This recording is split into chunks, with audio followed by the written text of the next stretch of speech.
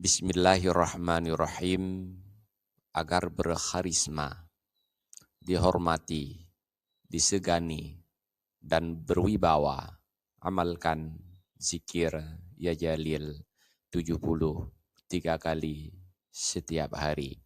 Fal mudawamatu ala zikri ya jalil salasatan wa sab'ina marratan yaumiyan yuaddi ila ta'dhimiz zakiri wa hibatihi.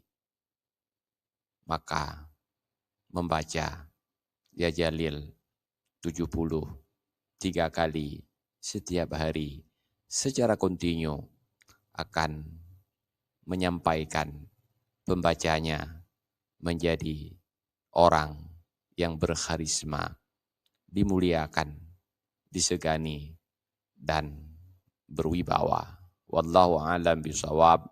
Walhamdulillahi rabbil alamin.